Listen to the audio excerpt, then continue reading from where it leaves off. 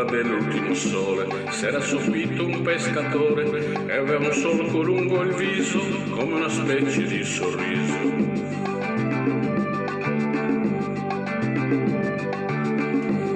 Venne alla spiaggia un assassino, due occhi grandi da bambino, due occhi enormi di paura, erano gli specchi di un'avventura.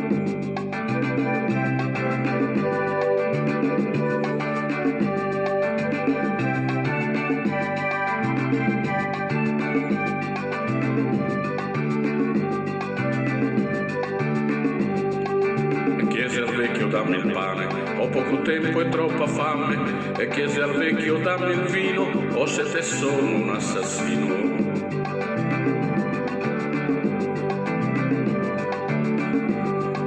Gli occhi dischiuse il vecchio al giorno, non si guardò neppure intorno, ma verso il vino e spezzò il pane, perché diceva ho sete e fame.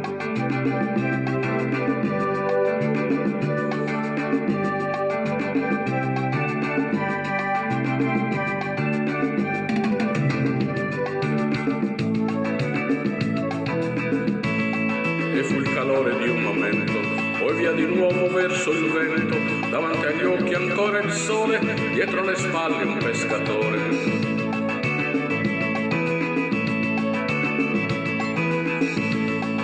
Dietro le spalle un pescatore, e la memoria già dolore, e già il rimpianto di un aprile, giocata all'ombra di un cortile.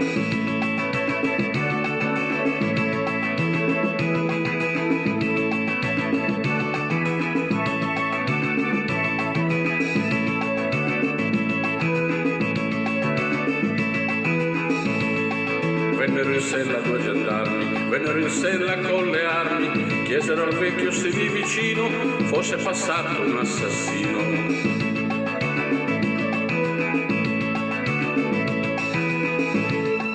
Ma all'ombra dell'ultimo sole s'era subito il pescatore e aveva un solco lungo il viso come una specie di sorriso, e aveva il solco lungo il viso come una specie di sorriso.